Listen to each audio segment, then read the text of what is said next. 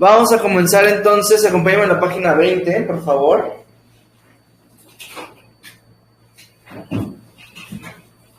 Página 20. De mi corazón.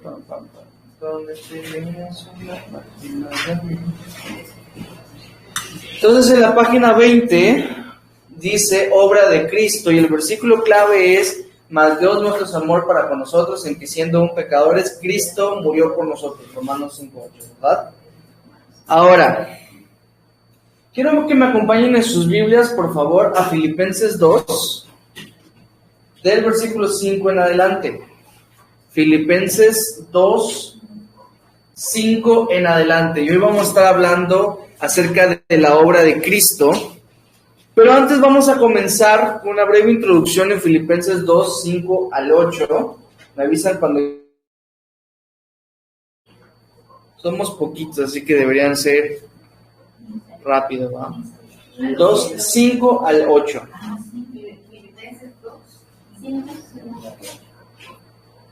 Vamos a pedirle a la Rosalía que nos pueda, por favor, leerlos.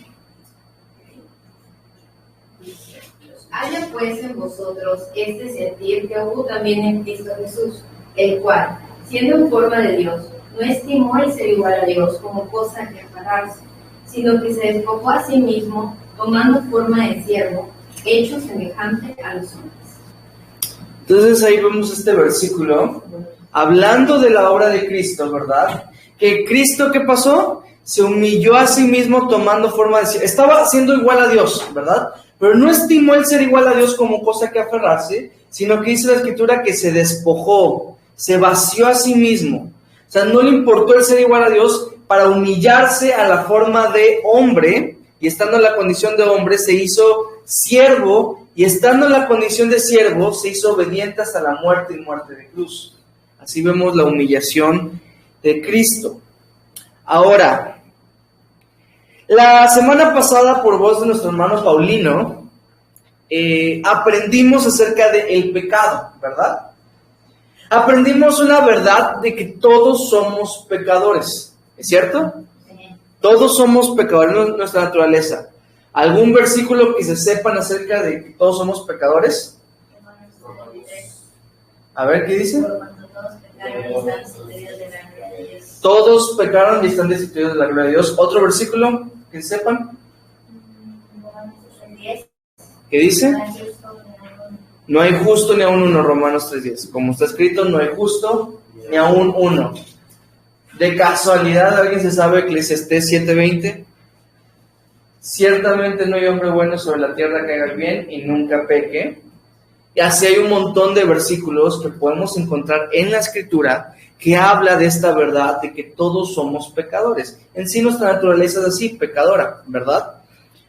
No sé por qué les estoy preguntando a ver si saben algún versículo de que todos somos pecadores. Ahora, el problema con el pecado, lo aprendimos todo eso, lo aprendimos de la semana pasada y están sentando las bases para lo que vamos a ver hoy, ¿ok? El problema con el pecado es que tiene consecuencias, ¿verdad? Y sus dos consecuencias principales del pecado es, como decía mi esposa, que estamos destituidos de la gloria de Dios, ¿verdad? Que estamos separados de Dios. Hagan de cuenta que Dios está aquí, en lo alto. A poner Dios. ¡Tarán! Nosotros, simples mortales, estamos aquí, abajito. Me decía un Picasso, ¿no? Y el pecado vino a ser esa barrera que nos separa de Dios, ¿verdad? Esto es la separación del pecado. Era esa barrera para nosotros que nos separaba de Dios. Dios es un Dios santo. Nosotros pecadores no podríamos cohabitar juntos por cuanto somos pecadores. Otra de las consecuencias que tiene el pecado lo dice Romanos 6:23, por ejemplo.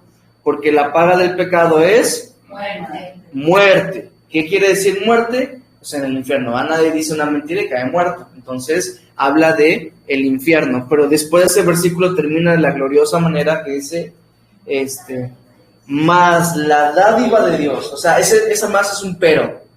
O sea, la paga del pecado es muerte, pero el regalo de Dios es vida eterna en Cristo Jesús, Señor nuestro. ¿No? Ese era nuestro destino, pero Cristo vino a nosotros. Ahora, Dios no quiere que la humanidad se pierda.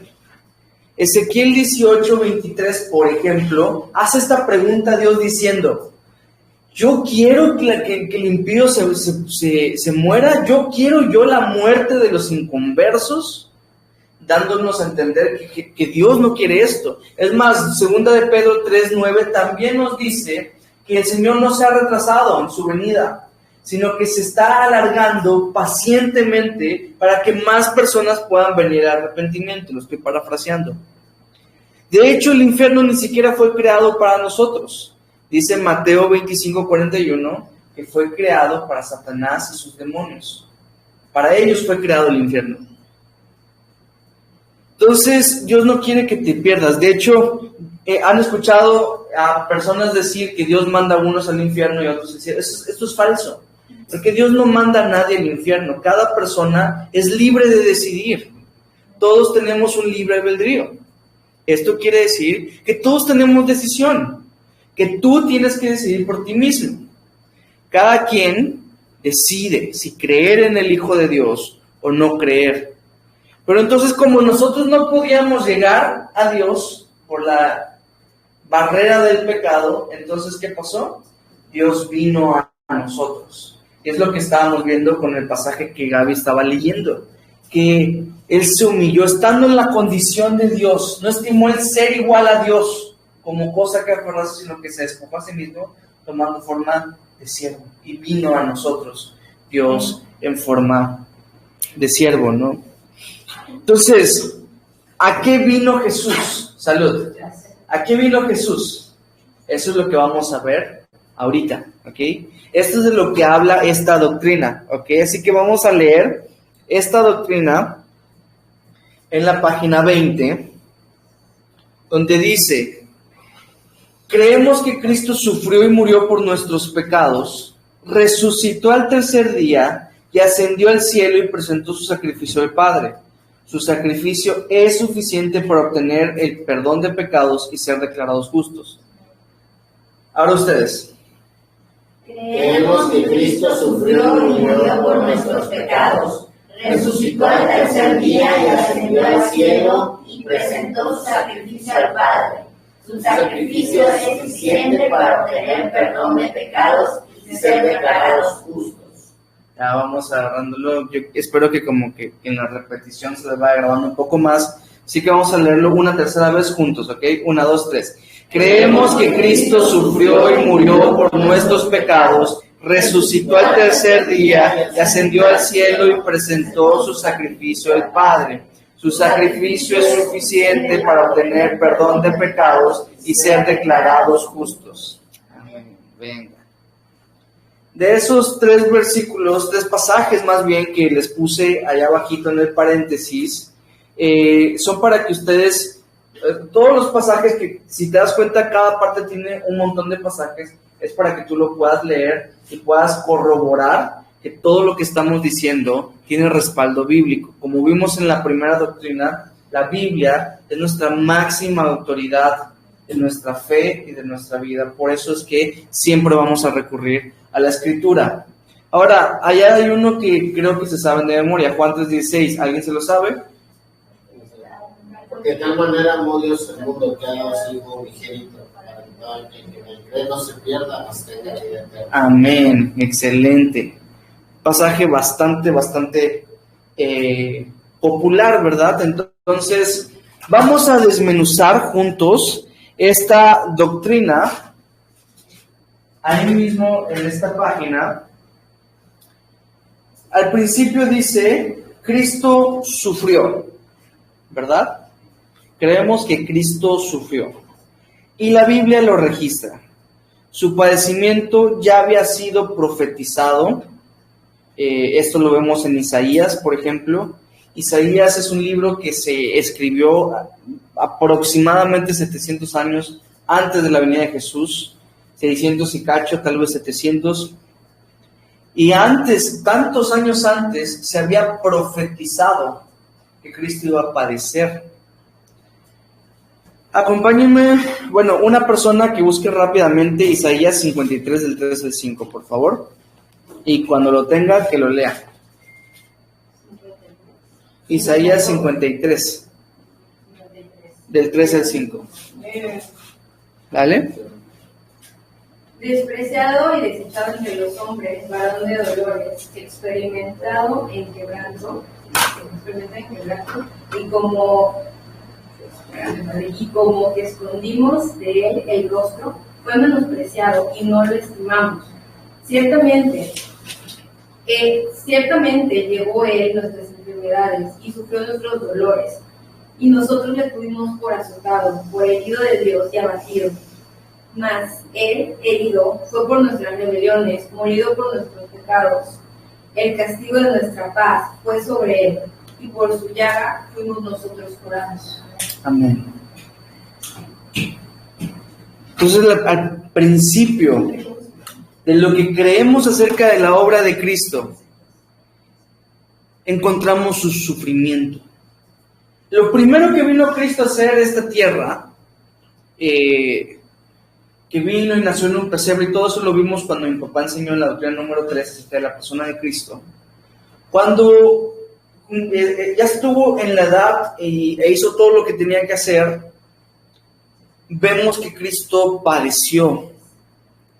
Y no solamente la humillación de hacerse hombre, el Creador haciéndose como una criatura, nuestro Dios haciéndose como hombre, sino que se hizo en forma de siervo. ¿Se acuerdan de Juan 13 cuando Él se quita el manto y agarra la toalla y le empieza a lavar los pies mugrosos de sus discípulos? Esto lo hacía solamente los esclavos más bajos de una casa. Y no solamente se hizo siervo, sino que fue traicionado por uno de sus más cercanos. Tenían 12 discípulos, que eran sus más cercanos, que compartían con Él todo el tiempo. Y en esa misma noche, dice que Judas se acercó y le dio un beso. Y fue tan normal darle un beso, porque eran cercanos, ¿no? Y fue traicionado por Judas. Y no solamente Judas le traicionó, todos se fueron. No hubo nadie que se quedara con él. Pedro lo negó 3 veces.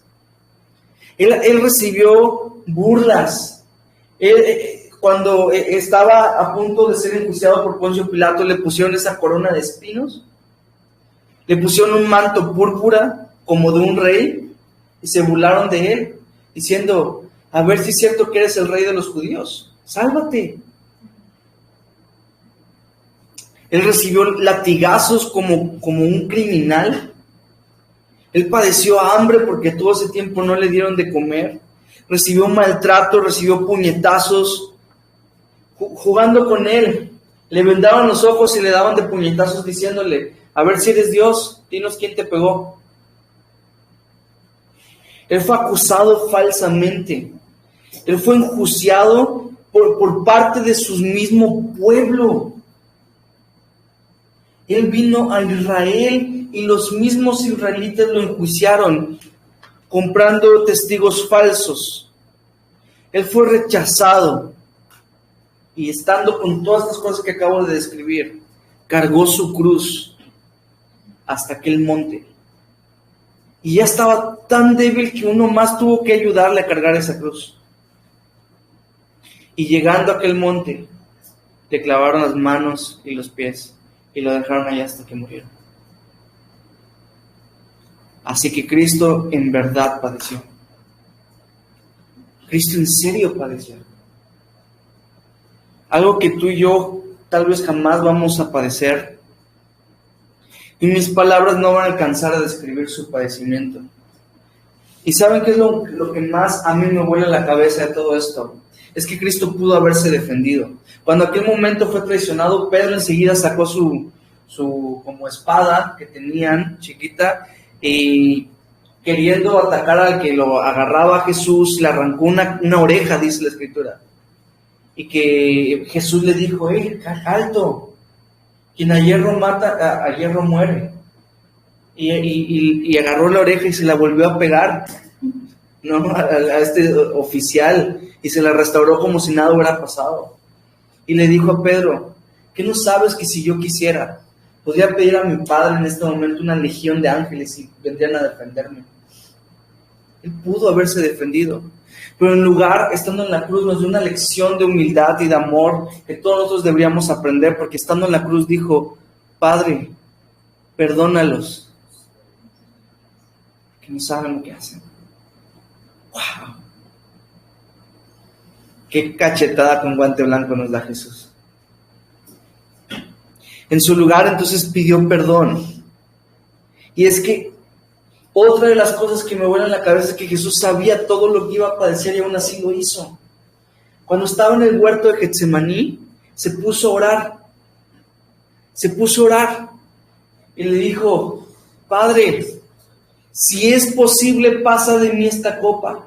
O sea, si hubiese alguna otra manera de salvar a esta gente sin que yo padezca esto, pásalo, que yo no beba la copa de tu ira. Pero le dijo Jesús en esa misma ocasión, pero no se haga mi voluntad sino la tuya. Wow. Y nos registra en ese mismo pasaje en Lucas 22 que él estaba en un nivel de estrés tan alto que empezó a sudar sangre. Yo no sé si nos lo podemos visualizar, pero la sangre es muchísimo más gruesa que el sudor. Por lo tanto, eso le causó un dolor tan grande. O sea, Jesús en verdad padeció, familia. Ahí después lean los versículos que les puse, el resto de versículos para que lean. Pero quiero enfatizar eso, y yo creo que de verdad mis palabras no van a poder describirlo al 100%. Léanlo y que el Señor les revele esto. Pero Cristo sufrió de verdad. Que a veces hasta hace nuestros sufrimientos muy chiquitos, ¿no? Cuando los comparamos con los de Cristo. Que no sé, ¿qué puedo decir yo que estoy sufriendo ahora? Que no puedo comer libremente, ¿no? ¿Qué es eso comparado con lo que mi Señor padeció? La verdad que no es nada, ¿no? Que, no sé, ahí ponle tú lo que tú quieras. Y al mismo tiempo que haya padecido tanto, lo hace entendernos mejor. Porque no hay dolor que tú pases que Cristo no pueda compadecerse de ti, porque ella lo experimentó todo. Y como vimos hace 2 semanas, él no cometió pecado. Pero bueno, después de su sufrimiento, ¿qué pasó? Punto número 2, dice, murió por nuestros pecados.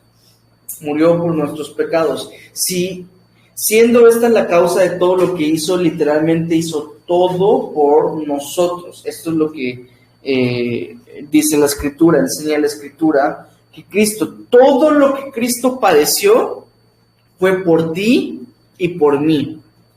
¿Recuerdas que vimos que Romanos 6:23 dice que el pecado exige un pago, verdad? Porque la paga del pecado es muerte. El pecado exige que alguien lo pague. El pecado exige un pago.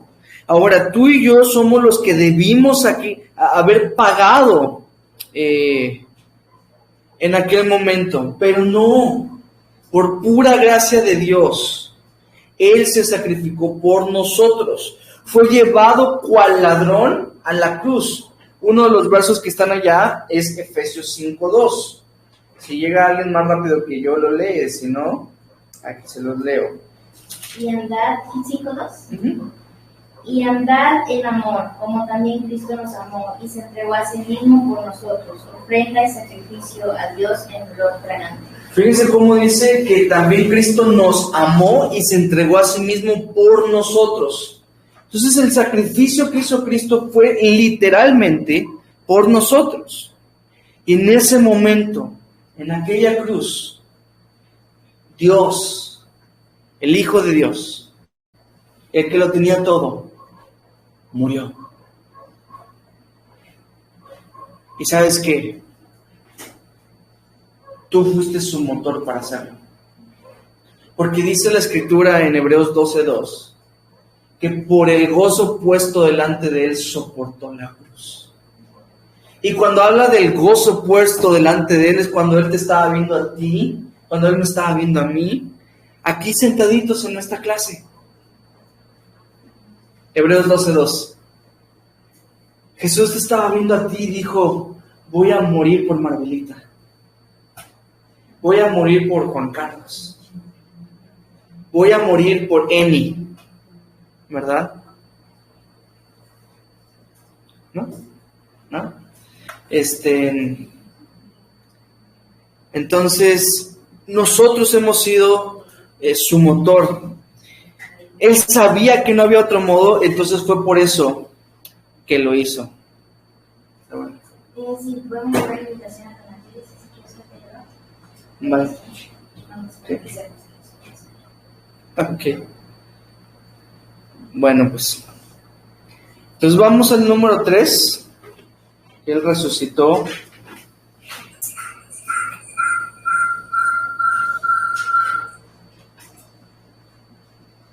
¿Lo dice?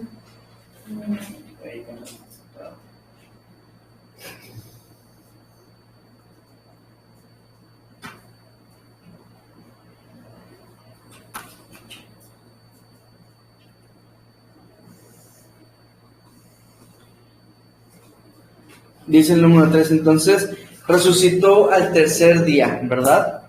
Ahora, hay un error ahí, dice, este es suceso, ese es, no va, es este suceso, ¿verdad? Vamos, ahí se lo borran, porque me equivoqué. Este suceso, ahí dice, este es suceso.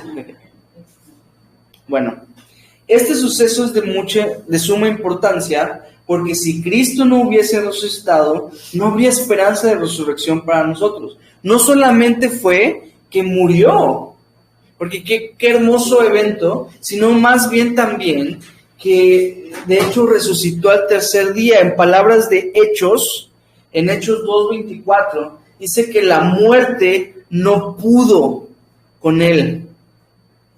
Era imposible que fuese retenido por la muerte. No pudo. Y entonces Cristo venció la muerte. Amén. Amén.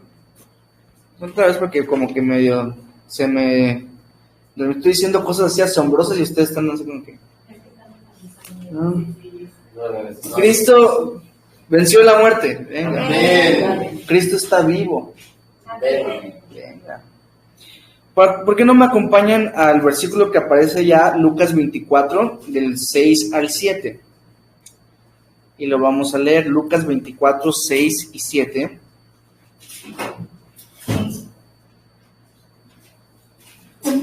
También de la resurrección de Cristo hay un montón de versículos, ahí les pusimos unos cuantos, pero vamos a ver lo que dice el Evangelio de Lucas en el capítulo 24, versículos 6 al 7. ¿Dale? Entonces Pilato quiso decir, Galilea. Lucas 24. Perdón. Diciendo, es necesario que el Hijo del Hombre sea entregado en manos de hombres pecadores, y que sea crucificado y resucite al tercer día. Es desde el 6, madre. No está aquí, sino que ha resucitado. Acordaos de lo que os habló cuando aún estaba en Galilea, diciendo, es necesario que el Hijo del Hombre sea entregado en manos de hombres pecadores, y que sea crucificado y resucite al tercer día. Amén. Entonces, aquí vemos el anuncio por parte de los ángeles de que Cristo ha resucitado. Creo que mi madre lo puede hacer como lo haces cada domingo, invitar a Tona porque Sherry no pudo. Lo mismo que haces cada domingo, literalmente. ¿No? O sea, ¿cómo que va a sonar? Ah, ok. No, solo baja el volumen a tu celular.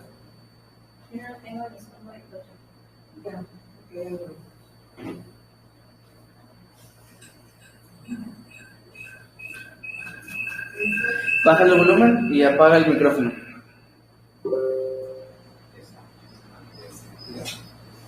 Ya, excelente. Buenísimo.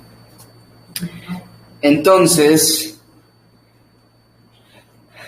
ahora, quiero que me acompañen a 1 Corintios, y ahí sí nos vamos a detener. 1 Corintios capítulo 15.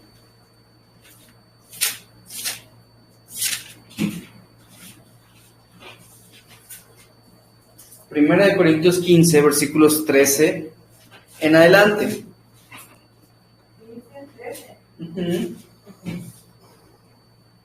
Entonces, escuchen cómo lo dice Pablo. Porque si no hay resurrección de muertos, tampoco Cristo resucitó. Y si Cristo no resucitó, vana es entonces nuestra predicación, vana es también nuestra fe. Y si somos hallados falsos testigos de Dios, porque hemos testificado que que Él resucitó a Cristo, al cual no resucitó, si en verdad los muertos no resucitan, porque si los muertos no resucitan, tampoco Cristo resucitó. Y si Cristo no resucitó, vuestra fe es vana, aún estáis en vuestros pecados, dice Pablo. Obviamente está hablando aquí sarcásticamente, pero dice, ¿cómo creen que no resucitó Cristo? Porque si Cristo no hubiera resucitado, nosotros todavía estaríamos en nuestros pecados. ¿Por qué? Porque la resurrección de Cristo nos ha dado vida. A Él ser el nuevo espíritu de vida, dice el mismo Corintios. Ahora Él, porque resucitó, también nos ha resucitado a nosotros. Hemos pasado de muerte a vida. Entonces, la resurrección de Cristo es el evento más importante también de nuestra fe, porque ahora, gracias a que Cristo vive, nosotros vivimos también. Amén. ¿Se dan cuenta de eso? Gracias a que Cristo, nuestro Señor, está vivo, no es un Dios muerto.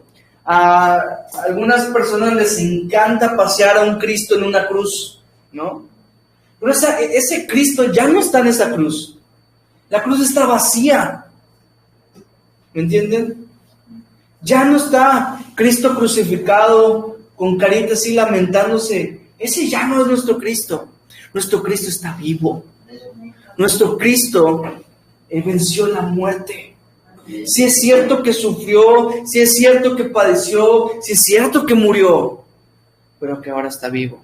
Entonces, nuestro Cristo ha resucitado, dándonos también esperanza. Vamos al punto número 4, que habla de la ascensión al cielo. Dice que ascendió al cielo. Estamos desmenuzando la doctrina. Creemos que Cristo sufrió y murió por nuestros pecados, resucitó el tercer día, y ahora vamos a la parte que dice, y ascendió al cielo. Entonces, después de 40 días con sus discípulos, nuestro Señor ascendió al cielo para sentarse a la diestra del Padre. La Escritura dice que cuando Cristo resucitó, todavía pasó 40 días presentándose a sus discípulos. Y el libro de Corintios también, de hecho, también el capítulo 15 al principio, nos revela que se presentó a más de 500 personas. O sea que sí estuvo presentándose en varios lugares, más de lo que la Biblia registra. Porque si dice que fueron a 500 y solo se revela a unos cuantos, quiere decir que hubo más historias. ¿Te imaginas escuchar todas esas historias? ¿No? De que Cristo se les apareció, estuvo con ellos, con algunos hasta comió. Cristo ya resucitado. Pero bueno, de este pasaje les voy a leer yo, ¿cómo se dice? Pleonasmo. Les voy a leer yo. Lo que dice Hechos 1:3, que dice, a quienes también después de haber padecido, se presentó vivo con muchas pruebas indubitables, apareciéndoles durante 40 días y hablándoles acerca del reino. Me encanta cómo lo dice Lucas. Lucas dice que con muchas pruebas indubitables, como fueron más de 500 personas, entonces dice, hay pruebas indubitables. Hay un montón de personas que hablan de que Cristo resucitó, de que lo vieron. El versículo 9 al 11 dice, y habiendo dicho estas cosas, viéndolo ellos, fue alzado y le recibió una nube que le ocultó de sus ojos. Y estando ellos con los ojos puestos en el cielo, entre tanto que él se iba, he aquí se pusieron junto a ellos 2 varones con vestiduras blancas, los cuales también les dijeron, varones galileos, ¿por qué estáis mirando al cielo? Este mismo Jesús, que ha sido tomado de vosotros al cielo, así vendrá como lo habéis visto ir al cielo. dice la Escritura. Y así como ascendió, va a regresar en su segunda venida. Pero de eso ya hablaremos en otras 3 doctrinas más, de esa segunda venida. Pero bueno, la cosa es que Jesús ascendió, y de hecho, en un orden más específico, si lo quieren anotar de alguna manera, la ascensión, después dice nuestra doctrina, y presentó su sacrificio al Padre. En realidad, presentar su sacrificio al Padre fue antes de la ascensión. ¿Okay? Estamos yendo en orden, por lo tanto, tal vez sería mejor poner que primero presentó su sacrificio al Padre y después ascendió al cielo. Ahora, esto es algo un poquito complicado de entender, pero en realidad no tanto así. Déjenme intentar explicárselos. En Juan 20:17 se revela que la primera persona a la que apareció Jesús fue a una mujer, ¿verdad? Y le dice a María, no me toques. Y vemos después que a sus demás discípulos le dice a Tomás, por ejemplo, que dudó, pon tu dedo aquí, Tomás, para que veas que soy yo. Pon tu dedo en mi costado que fue atravesado. O sea que sí lo podían tocar, y de hecho comió con los discípulos también, y todas esas cosas, ¿no? Pero entonces, ¿por qué a María le dice no me toques? Si leen Juan 20:17, dice, porque aún no he subido al Padre para entregar mi sacrificio. Entonces, primero Jesús, una vez resucitado, fue al Padre y le presentó su sacrificio. ¿Para qué? Para poder salvar nuestros pecados, ¿verdad? Cordero de Dios que quita el pecado del mundo. Vino, presentó su sacrificio delante de Dios como un cordero. Se presentaba delante del sacerdote, ¿verdad? Lo presentaban delante de Dios, ese cordero, para expiar los pecados del pueblo. Así Cristo presentó, no la sangre de un cordero, dice Hebreos, sino su misma sangre, la presentó delante del Padre para que todos nuestros pecados sean quitados por fin. Y después entonces se le apareció a todos sus discípulos. ¿Pero por qué entonces Cristo ascendió? Porque recuérdense lo que nos prometió en Juan 14:16, que Él se tenía que ir, pero que iba a mandar a otro consolador. Jesús se fue, ¿para qué? Para que el Espíritu Santo pudiera venir. Y ahora el Espíritu Santo mora dentro de nosotros. Eso es un nivel muy superior, porque ahora Dios mismo está en nosotros, en todos aquellos que hemos creído. ¿Sí me están entendiendo entonces? Jesús sufrió, murió, resucitó, presenta su sacrificio al Padre, y entonces se le aparece a los discípulos, y entonces asciende, y entonces el Espíritu Santo viene a todas las personas. ¿Verdad? Es un poco como que medio complejo, pero en realidad todo tiene sentido. Ahora vamos a esa parte porque les digo que está como que al revés. Entonces el punto número 5 dice, presentó su sacrificio al Padre. Cumpliendo con la figura del cordero sacrificado por los pecados del pueblo, Cristo se presentó una vez, no con la sangre de corderos, sino con su propia sangre para el perdón de nuestros pecados. Así lo dice esta doctrina. Ahora déjame juntarla con la doctrina número 6, que dice su sacrificio es suficiente. El sacrificio de los animales que hacían en la famosa fiesta de los judíos, que hacían una vez al año, cubrían un año el pecado, mientras que la preciosa sangre de nuestro Salvador quitó el pecado para siempre. Ahora, esta es la gran diferencia. Los judíos tienen esta fiesta que se le llama Yom Kippur. Tranquilos, esto es solo información. Esta famosa fiesta que hacen cada año es para pagar por los pecados de todo el pueblo de todo ese año. Entonces imagínense, el cordero cubría los pecados anteriores, de hecho. Pero la sangre de Jesús no solo lo cubre, no solo tapa nuestro pecado, sino que lo quita. Él quitó con su sacrificio esta barrera que nos impedía llegar a Dios. Y ahora ya no hay más barrera. Ahora el pecado fue quitado. Y ahora todos nosotros tenemos la opción, el privilegio y la responsabilidad también de una relación personal con Él. De lo cual se va a hablar la siguiente semana, así que no me quiero adelantar. Pero, ¿por qué no vemos versículos? ¿Okay? Vamos a la Biblia en Hebreos 9.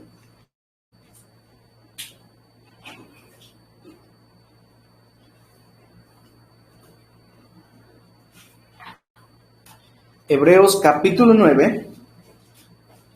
Y vamos a ver varios versículos que están aquí mismo en este estudio, por eso los vamos a ver.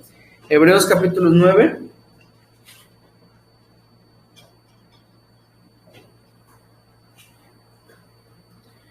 Versículos 12. Vamos a comenzar con el 12. Dice: y no por sangre de machos cabríos ni de becerros, sino por su propia sangre entró una vez para siempre en el lugar santísimo, habiendo obtenido eterna redención. Hay, familia, y esto es importante, hay algunas sectas, porque no sé cómo más llamarlos, o que también se reconocen a sí mismos como cristianos, que dicen que Cristo se está sacrificando continuamente en el cielo por nosotros, porque nosotros seguimos pecando. Pero miren cómo dice la Escritura: una vez para siempre en el lugar santísimo. Cuando Cristo presentó su sacrificio al Padre, todos nuestros pecados eran futuros. ¿Estamos de acuerdo con eso? Ni tú ni yo habíamos nacido. Y no solamente ni estábamos en la imaginación de nuestros papás, ni estábamos en la imaginación de nuestros abuelos, ¿no? O sea, porque todos ni siquiera habíamos nacido ni el mundo como lo conocemos. Era otra onda completamente diferente. Pero entonces, cuando Cristo murió por nuestros pecados presentes, pasados y futuros. Porque para Él todos eran futuros. ¿Se dan cuenta? Entonces, todos nuestros pecados han sido quitados gracias al sacrificio de Cristo. Miren conmigo Hebreos 9, ahí mismo, pero ahora 24 al 26. Porque no entró Cristo en el santuario hecho de mano, figura del verdadero, sino en el cielo mismo, para presentarse ahora por nosotros ante Dios. 25. Y no para ofrecerse muchas veces, como entra el sumo sacerdote en el lugar santísimo cada año con sangre ajena.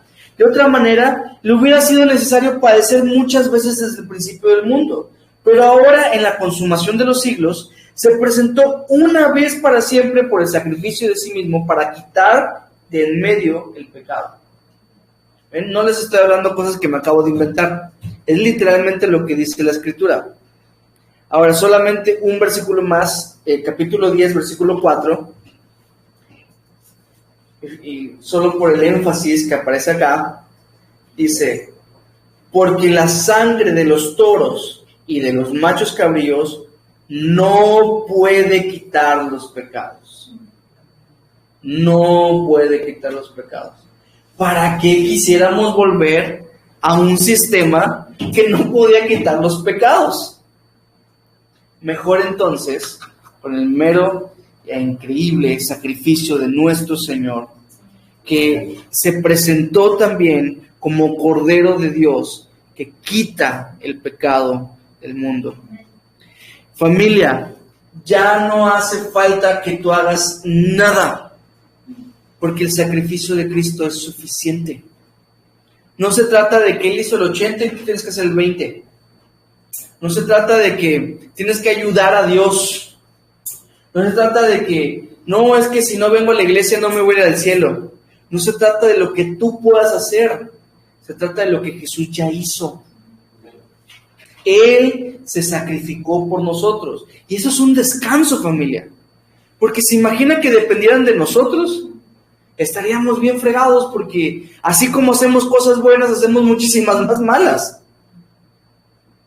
Pero gracias a Cristo, gracias a Dios que no es así, sino que es gracias a su sacrificio. Fue una grande obra, ¿verdad? La que hizo Jesús. Fue grande en su alcance, porque dice que de tal manera amó Dios al mundo para que todo aquel que cree en Él, dice, no se pierda. Todo aquel. La puerta está abierta para que todo aquel que decida creer en Cristo pueda entrar a obtener esa salvación, esa vida eterna. Tienen también una grande efectividad, porque como leímos, una sola vez y para siempre, ya está, el solo sacrificio de Cristo es suficiente, y fue una muestra del más grande amor también, porque el Padre entregó al único Hijo. Y dice la Escritura también en otros pasajes que Cristo mismo dijo: yo doy mi vida por las ovejas y nadie me la quita, sino que yo mismo la doy y la vuelvo a tomar, dijo Jesús. El sacrificio de Cristo es suficiente. Ahora, punto número 7, ya estamos terminando, dice: para obtener perdón de pecados. Acuérdense siempre que para significa propósito. Para siempre es de propósito, así que el propósito de su sacrificio, número 1, para obtener perdón de pecados. ¿Okay? Todo el propósito de lo que padeció nuestro Señor fue para que nosotros alcancemos perdón y salvación por medio de Él. Alguien rapidísimo, Hechos 13, 38 al 39. Cuando tengan que lo lean, Hechos 13, 38 al 39. Sabed pues esto, varones hermanos, que por medio de él se nos anuncia perdón de pecados, y que de todo aquello de que por la ley de Moisés no pudisteis ser justificados, en él es justificado todo aquel que cree. Ese versículo me fascina. Lo que la ley de Moisés no pudo, dice: en Cristo podemos, por el perdón de pecados. Recuerda que todo pecado era futuro, así que te perdonó hasta los que vas a cometer mañana y pasado mañana. Así de grande es el sacrificio que hizo Jesús. Recuerda esto, familia, y recuérdalo bien. No existe absolutamente nada que te pueda separar del amor de Dios. No existe nada que te pueda separar del amor de Cristo. Nada. Pero es que, Jacir, no sabes lo que acabo de hacer. No existe nada. Es que no sabes lo que hice en mi pasado. Tengo un pasado muy turbio. No existe nada. Es que tal persona me está diciendo que no existe nada. Nada te puede apartar del amor de Dios. Y no lo digo yo, lo dice la Escritura en Romanos 8, si no me equivoco, 38 en adelante. Ahí lo leen después. Pero dice que nada nos puede separar del amor de Dios. Entonces, el propósito de Cristo, el número 1, ¿cuál fue? Para el perdón de nuestros pecados, ¿verdad? Para obtener ese perdón. Y ¿saben qué, familia? Cuando nosotros sabemos por conocimiento que el Señor nos perdona, pero se trata de apropiarnos de ese perdón. Se trata de creer que ya somos perdonados. ¿Puedes decirle a la persona que está a tu lado: ya eres perdonado?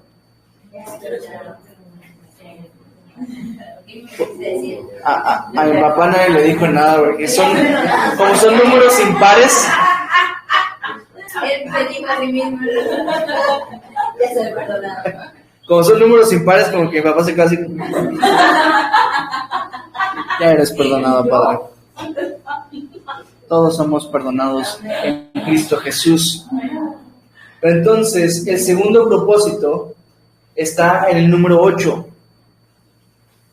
¿Cuál es el segundo propósito de su muerte? Ser declarados justos. A esto se le conoce como la justificación. ¿Ok? Justificación. De hecho, el mismo texto lo dice. Este perdón nos hace justos. La justificación en las Escrituras es así, y te pido que subrayes esta definición. ¿Ok? Cristo tomó nuestro lugar en la cruz y nosotros tomamos su lugar ante Dios. ¿Ya vieron?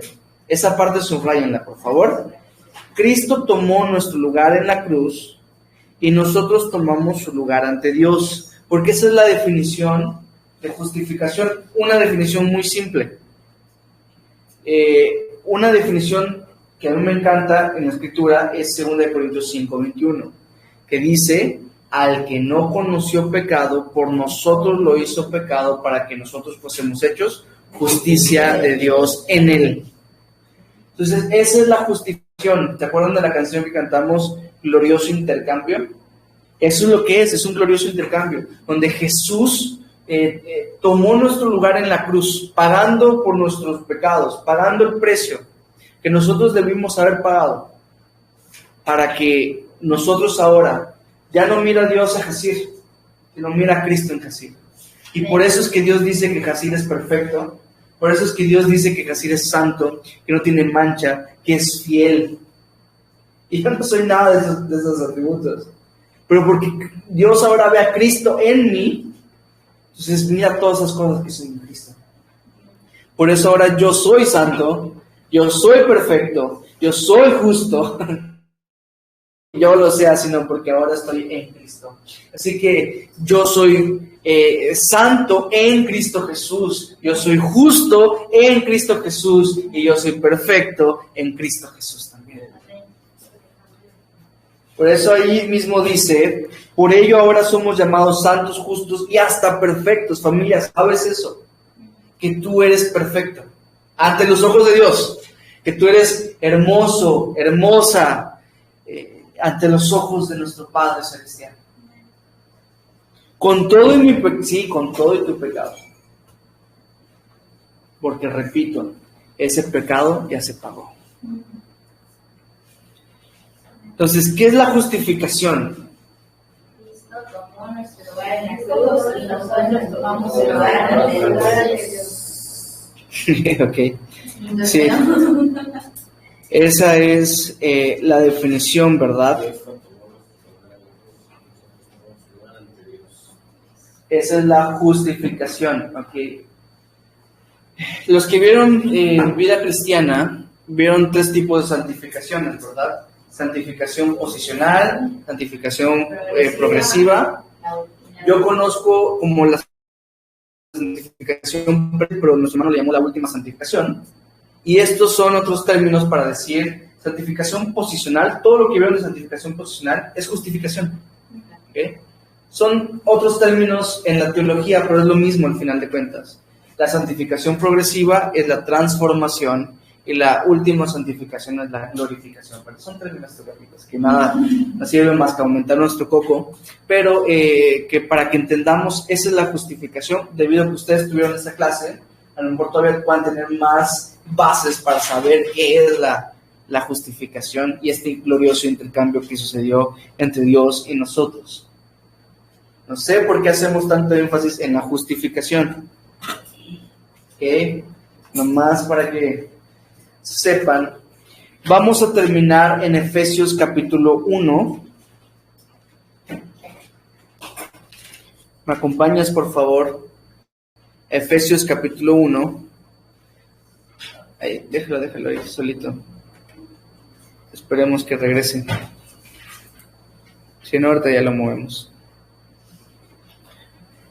Efesios capítulo 1. ¿Me avisan?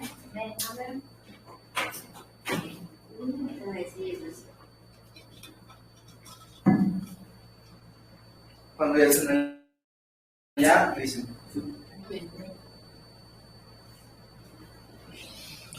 Vamos al versículo 3. En adelante.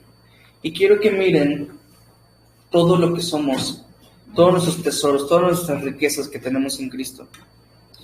Bendito sea el Dios y Padre de nuestro Señor Jesucristo, que nos bendijo con toda bendición espiritual en los lugares celestiales en Cristo. O sea que somos benditos en Cristo también, bendecidos en Cristo. Versículo 4 dice, según nos escogió en Él, o sea que también somos escogidos. A mí me llega mucho porque yo sí era ese niño gordito en la primaria que nadie escogía, ¿no?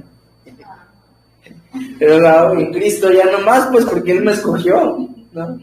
Él dijo así como de todos, ¿quiénes son? Ya lo vimos. Él dijo así entre todos los chetumaleños que hay. Él dijo Jasir, ¿no? Él dijo Jasir. Dice, según nos escogió en Él antes de la fundación del mundo para que fuésemos santos y sin mancha delante de Él. O sea que también somos santos y sin mancha. Mira cómo dice el versículo 5, en amor habiéndonos predestinado para ser adoptados hijos suyos por medio de Jesucristo. O sea que somos predestinados y también somos adoptados y somos ahora hijos suyos, según el puro afecto de su voluntad, para alabanza de la gloria de su gracia, con la cual nos hizo aceptos en el amado. También somos aceptados, familia. ¿Cuántas personas no necesitan este mensaje? No necesitamos este mensaje el día de hoy. Que pensamos que tenemos que llenar objetivos para ser aceptados delante de las demás personas. Pero en realidad solo necesitamos a Cristo para ser aceptados delante del Padre. Dice el versículo 7, en quien tenemos redención por su sangre, el perdón de pecados según las riquezas de su gracia. También somos redimidos y perdonados, etcétera, etcétera. Cuenta de cuántas cosas tenemos en Cristo Jesús. Un buen de cosas tenemos en Cristo, gracias a Cristo. Entonces, cerremos con la doctrina que dice: creemos que Cristo sufrió y murió por nuestros pecados, resucitó al tercer día y ascendió al cielo y presentó su sacrificio al Padre. Su sacrificio es suficiente para obtener perdón de pecados y ser declarados justos. Muy bien.